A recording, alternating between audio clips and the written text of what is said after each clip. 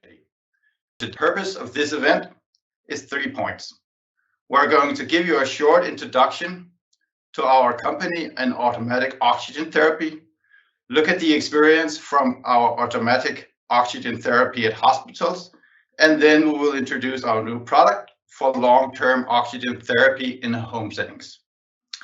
Let's start with a small slide. What you cannot see on this slide is actually the story behind, which I'm a little bit excited about myself. So I will kind of share that.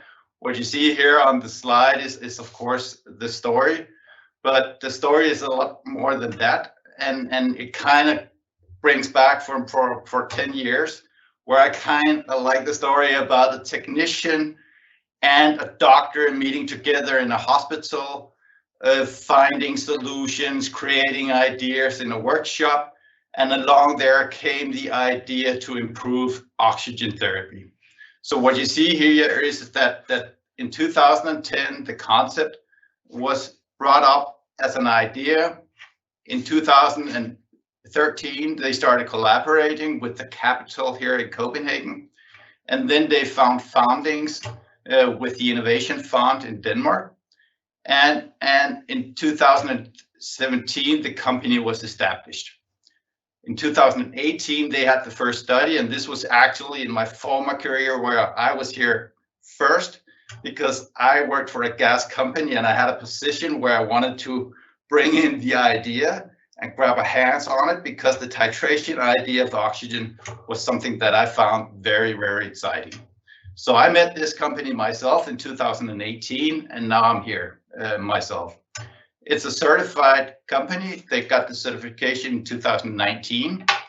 In 2020, they won the award, Innovation Award, here in Denmark.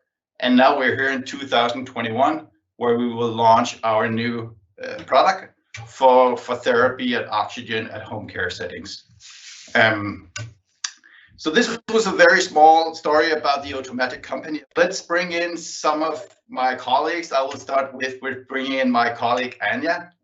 So Anja, please come in and share the audience with me. Hello, Anja. Hi, thank you, Yannick. Thanks. How are you today? Fine, and really excited being here with all of you. Yes. Yeah. Good to have you. Can you please introduce yourself to our audience? Yes, I would love to do that. My name is Anja. I'm also a global product manager here at O2matic. I've been a part of the team for half a year.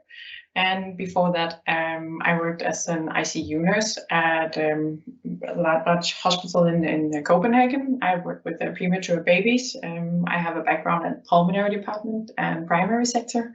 And yeah. Thank you. So you and I have the same background, both, I guess, working a lot with oxygen in hospitals. I think I could say that was our most used pharmaceutical for some of the patients that you and I were in charge of.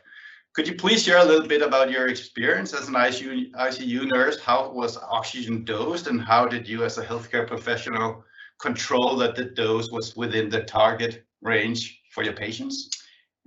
Oxygen is a very potent drug, and one of the first things I learned when I started treating premature babies was that, and that was new to me, that oxygen can be toxic, and actually the babies can lose their sight if we give too much oxygen.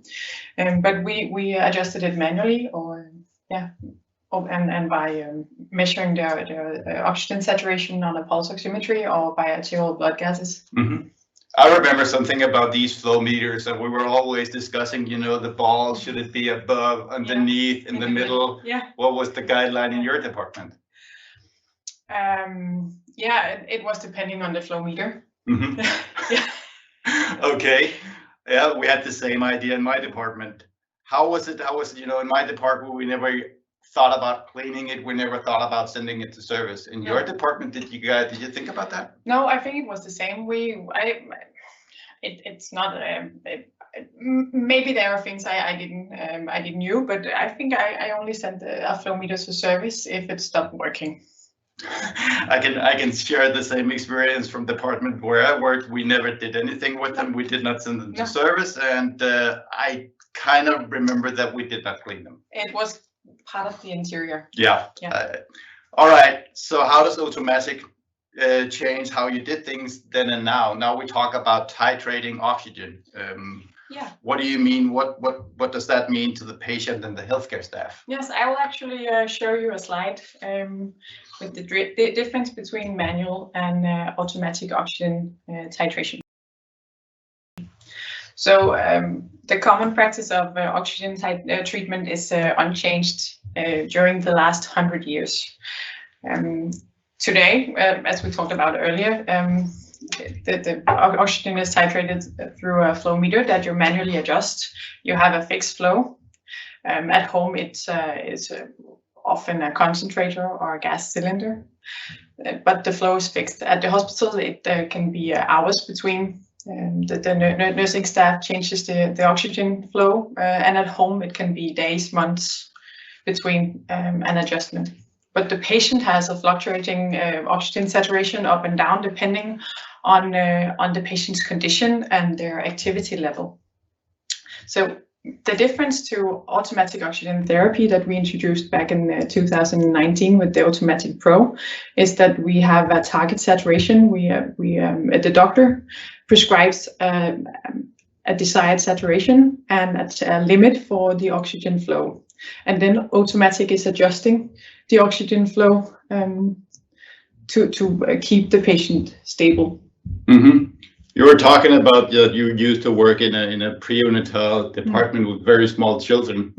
I bet that you as nurses went in to titrate and set the flow, the free flow on the flow meter a lot of times. Yeah, but that's in an intensive care unit where you have a dedicated nurse to take care of one or two patients, and then you have the time to adjust, but we couldn't keep up. There were a lot of alarms, but I remember when I worked at a general medicine department at the pulmonary department that I didn't have time to go in and check the oxygen saturation on the patients. It was maybe, I don't know, every second, third hour if I was doing well, maybe once every shift, if it was a busy shift. So, yeah, and in the time between, I have no idea what the oxygen saturation was or if the patient got the right amount of oxygen. Okay. Yeah. So this new device, the idea about titrating oxygen, a little bit more about that. What does that mean? Does that mean that you titrate to a certain range, within seconds? Yeah. Within minutes? Yeah, and you can see how it's working here. We have at the hospital device, we have the O2matic Pro. Then the patient has a pulse oximeter on the finger or the earlobe all the time, and it measures continuously. Of course, they can take it off if they need to go to the bathroom, or you also need to change the position of the sensor. And the O2matic titrates continuously according to the oxygen saturation of the patient. So it's a closed loop oxygen titration. So it's a whole new way of thinking oxygen therapy. Great, exciting. I can only add to that this is of course why I was sitting in this room 3 years ago negotiating a contract with my former employee, because I think the concept of titrating oxygen is of course very, very interesting. I guess that's why we are all here, because we can see the idea. Yeah. Okay, what reactions have you heard from healthcare professionals, patients, and relatives? Yeah, they're actually quite good. When I started here, I started out with doing a post-marketing survey where I interviewed patients, nursing staff, doctors, and we also have received some emails from relatives to users of O2matic, and one of the doctors that I talked to says that the O2matic reduces the risk of severe desaturation events, and that's because we are continuously measuring and adjusting the oxygen flow. And he also thinks that it seems that the workload of the nursing staff is released. So that's really important. I could imagine that would have been a great help. If I was still working at a hospital. Then I talked to a nurse who told me that she had a patient who has been to the hospital for quite a long time on oxygen, and they couldn't titrate the patient out of wean the patient down. But when they put on O2matic, then the patient was weaned down in 2 hours. and could go home. So it's and O2matic is automatically weaning down the patients. It will always try to titrate the oxygen flow down. And then maybe mostly relevant for us here today is I interviewed a patient with severe lung fibrosis. He had home oxygen treatment already, and he asked me if he could get the O2matic back home with him, because it was a great help to him to get the right amount of oxygen. He could feel it, that when he was at rest, then he needed less oxygen, and when he was moving or talking or laughing, then he needed more oxygen. And O2matic adjusted that automatically. We also received an email from a daughter asking if her mother could get, or if she could buy an O2matic for her mother who was going home with the oxygen therapy. Yeah. Very exciting. Do you? I guess so. The patient would like to bring back to home this device, but I'm pretty sure that the hospital would not let her, right? I mean, this is something that the doctors and nurses do like, I guess. All right. So what's the benefits for O2matic titration oxygen? Yeah, I'm glad you asked me this also. I find that it's increasing the quality and the safety of the treatment, but also gives a sense of security or safeness for the patient. It's increasing the safety by reducing the risk of hypoxia. And we also keep the saturation on target. And that's increasing the quality and also the safety. And then we are monitoring and alarming, or the device is monitoring and alarming, and that increases the sense of security for the patient to know that the staff will react if there's a change in the patient's condition. We also did some studies on the quality and safety of the hospital device, the O2matic Pro. In 2018, this crossover study on O2matic and manual adjusted oxygen was published, and it showed that the oxygen saturation was on target for 47% of the time when the oxygen was titrated manually, compared to O2matic, where the oxygen saturation was on target for 85% of the time. And I find that really impressive. If you look at the left side of this graph, then you can see that there are almost no time spent with hypoxia, with this oxygen saturation under 85%, but it's 18% of the time when the oxygen was manually adjusted, and that's increasing the safety. Then we also, in this fall, published had a study published with treating COVID patients, and it's showing the same. In almost 83% of the time, the patient was on target with the oxygen saturation, and if we set up plus minus 2% target, then it's 94% of the time. That's a double up as a manual adjusted oxygen.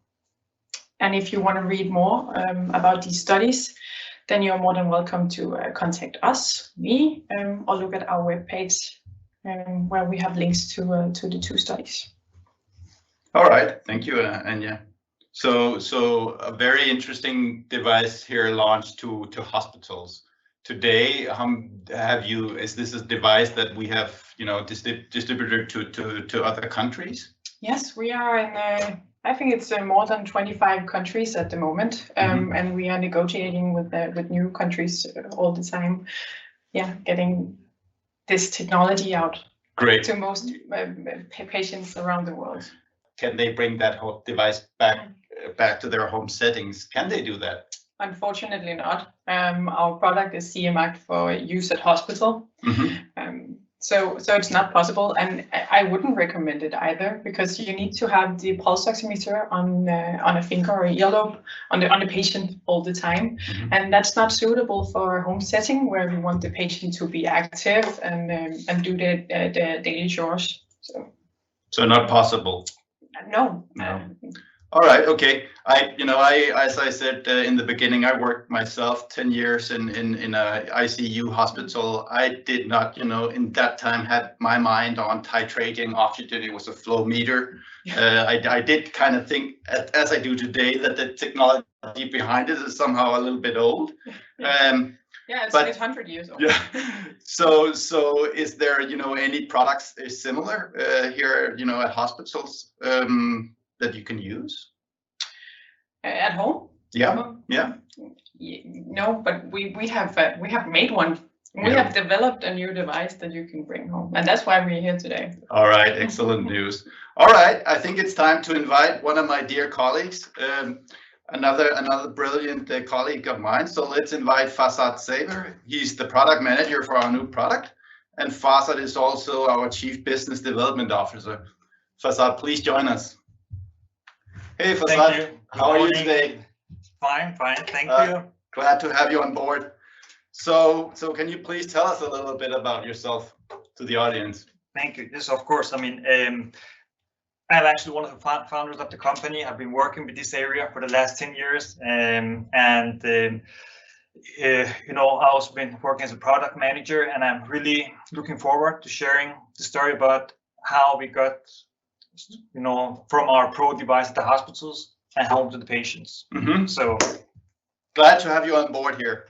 I think we have mails every week asking, can we take it with us home? Mm-hmm. And the answer is not yet. Mm-hmm. So, but we can do it from now.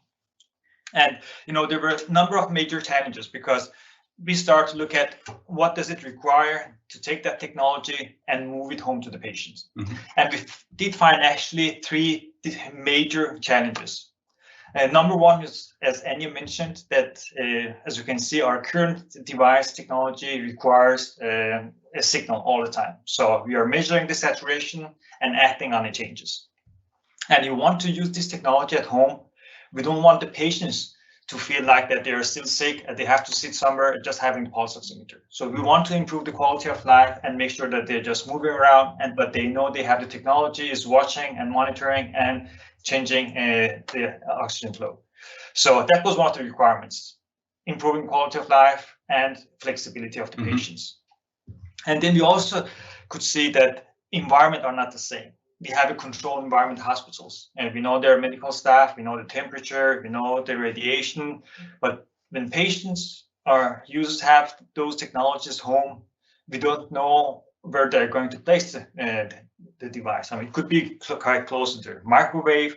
They can have their grandchildren visiting them, just find it interesting to change the configuration. So somehow we had to make sure that the device was more robust and user-friendly. Mm-hmm. And also we are talking about mostly elderly people. So we have to be sure that they knew how to use the product without having medical background. Mm-hmm. So there were some of the challenges, and also one of the most important thing is alarming, because we know at the hospitals if something is wrong, we have alarms. But if you move that technology home to the patients and the system is alarming, and you have a 90-year-old patient, you're just creating panic situation. Mm-hmm. So we also wanted to have a system that was more intelligent and can do some of the things that we do at the hospitals at home too. Mm-hmm. So in the beginning, it seemed to be very easy. And then we did find out that there are a number of challenges. So we had a fantastic team and just starting brainstorming and developing this technology. So we actually have a small video explaining the concept. So if you have the time, let's look at the video. All right, very exciting. Yes, please let us watch the movie. Okay, let's look at it.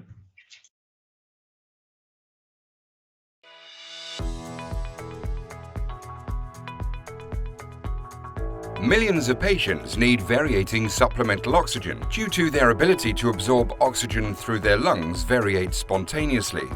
Studies show that incorrect oxygen dosing increases risk of hypoxia, straining the heart, and increasing the risk of blood clots.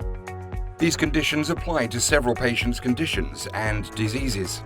Common practice is based on manually adjusting oxygen flow. For patients receiving long-term oxygen therapy, this can lead to months with suboptimal flow and large unnecessary SpO2 fluctuations. By combining the existing oxygen source with O2matic, we reversed the way of treating patients in need of long-term oxygen therapy. Instead of having a fixed oxygen flow, the healthcare provider defines an interval for oxygen flow and SpO2, so the flow can variate according to patients' needs. O2matic has already shown great results in hospital wards, where COPD and COVID-19 patients are receiving state-of-the-art oxygen treatment and feeling more safe. Relatives are feeling more secure, and healthcare staff are under less pressure. O2matic connectivity is an e-hospital solution, connecting patients with the need of long-term oxygen therapy to healthcare professionals. The solution contains an intelligent device that adjusts the oxygen flow to patients at home and sending the results to a central cloud solution. With our patent-pending solution, we ensure a user-friendly solution where patients receive automatic oxygen therapy without being tied to a pulse oximeter continuously. Patients will instead take short treatment sessions when notified by the device, which then adjusts the flow according to the need of the patient. With O2matic connectivity, every stakeholder gets the necessary information. The service provider can centrally monitor the state of the devices. The caregiver can monitor the patient's condition and remotely change the setup if necessary.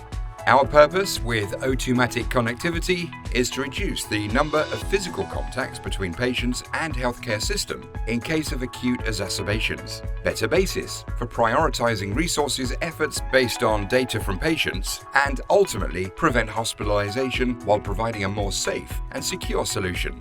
For more information, contact info@o2matic.com or visit o2matic.com.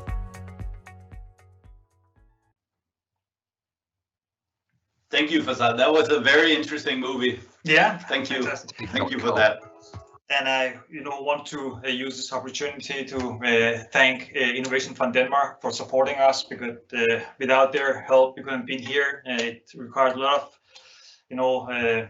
energy resources enabled to, working on this kind of technologies. So, and also Region Capital and Region Zealand, and having those workshops, giving us inputs from physicians and nurses, so we can develop these products. So thanks a lot for all those inputs and supporting us.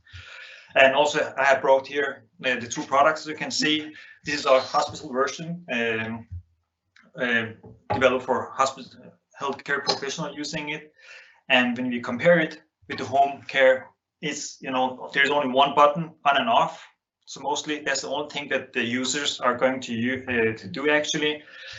And the rest of it is actually done remotely, because some of the challenges I mentioned before are regarding how can we be sure that it's working, and how can we be sure that if something is wrong, that it can be changed, and sending those information back. So somehow we need to have the ability to manage the things remote. Mm-hmm. And thanks to a lot of technology from Microsoft we have used in this product. So by using a lot of interesting technologies, now we can do the thing centrally, remotely, monitoring patient, and also make it easy and simple for the user to have this technology at home without having any education actually. So we also had the first patient using it yesterday, and the feedbacks are really, really fantastic. So we're really looking forward to starting introducing and make sure that the technology is coming out and working and helping patients actually. And there are a lot of opportunities. I know it's difficult to show in the video, but we can add more product devices, sensors to this technology. We can exchange data quite easily with other systems. So there are a lot of interesting modules in this part. So when you start using and you want to have more, we have more interesting things that we can deliver. And it's also lightweight, right? Exactly. Yeah. Just I think it's about 800 grams, so it's easy to move. And we also have a lot of patients during development, making sure that the weight is okay and they can want to have it at their home. Because it's also very important that it's part of your furniture at home, that they feel it's okay. They want to have it somewhere that can be seen by others. So we're actually quite proud to be here, and it's easy to clean. Exactly. Yeah, coming back to our previous. Exactly. Fasad, can you talk a little bit more about this connectivity? Because in my former career working for a gas company, and also being very close to the home care business. Yeah. I remember a lot of those patients, citizens being really scared about going to hospital. I must confess that is perhaps even more, with the COVID pandemic all over us, these patients are really scared about going to hospitals. How does this connectivity work in those settings? Yeah, I mean, there are a lot of number of telemedicine solutions sending data. You make some measurements once, twice, 3 times a day and just send the data to a cloud, to central solution. What we are doing here is we have a two-way of communication. So we are receiving data from the cloud and then sending data another way. And we are not only measuring. I think we have a slide so we can show it. Yeah, actually, we can see it there. I mean, actually, the users, they can do whatever they have as an oxygen source. Some are using concentrators, some are using oxygen cylinders. So that's the same setup. So the only thing we're going to add here is the new device, actually. So it will be connected between the oxygen source and the patient. So all the configuration regarding the device is something that will be defined centrally by the healthcare. So defining what the saturation should be, what is the target, how much oxygen can be given to the patient, and all those information will be downloaded to the device, actually. So when the devices start working, you can monitor the device to see if it's working and everything is fine. And the healthcare professional, they can see the data regarding the patient. Mm-hmm. And if they want those data, we can send them to other system. And I know there are a lot of regarding GDPR and cybersecurity, and they have been a huge challenge for us, but they're all fixed and the product is CE marked and is ready to be used. Mm-hmm. So doctors, nurses, they can sit, physically in a hospital and they can monitor the patient and they can adjust the target range from the hospital. Yeah, exactly. And we can have a lot of functions if they want. They can also have the possibility for having dialogue with the patients, whatever they want. So we have tried to, develop a solution that can be escalated as they want to have more and more. So we can start very simply to use it as a standalone device if what you want to start with, and you can also have a lot of functions if you're willing and find it interesting to have it offering those kind of services. Thank you for that. Excellent. So let's talk a little bit with our ICU nurse again. Anya, how can you be sure that these patients do not get too much or too little oxygen here sitting at home? As Fasa just told us, then it's still a prescription made by the responsible medical staff or doctor at a hospital or facility. Yeah. So the oxygen prescription is with a max limit and a minimum limit of flow and a desired saturation. So it looks like our hospital device, but it's brought home to the patient, and it's still a prescription, and there is still a responsible doctor. Okay, excellent. The technology is ready and mature, so we start giving personalized drug to the patients. So we can see from our hospital studies that by giving enough oxygen, we improve the quality of life of the patients. They can walk longer, they can do more activities. Why can't we use the same technology at home too for those patients? Yeah, improve the activity of daily life capacity by optimizing the treatment. Yeah. So it's possible because of the technology here where you talk about connectivity and you talk about patients being at home, it's possible to add on other possible diseases like diabetes, like, taking the mindset that we are personalizing the way we are giving drug to the patients, because now we can monitor how the patient are reacting on the drug we are giving. So, but before, we have to visit the patient. That's the way it works in Denmark. Every third month we have a nurse visiting patient, talking to find out whether it should be changed or not. But 3 months is a long time. I mean, just having the same amount of oxygen, no matter whatever you're doing. So, and that's what we're hoping we're going to change. Okay, I was surprised by it because this thing about where we talk about oxygen, I actually started to look into some of the studies and papers, and this is really patients that often visit the hospitals. Exactly. Yeah. Exactly. So yeah, and I guess, you know, in these times, I mean, this is something that you don't want to do. Yeah. Visit hospitals unless you really have to. Interesting, great.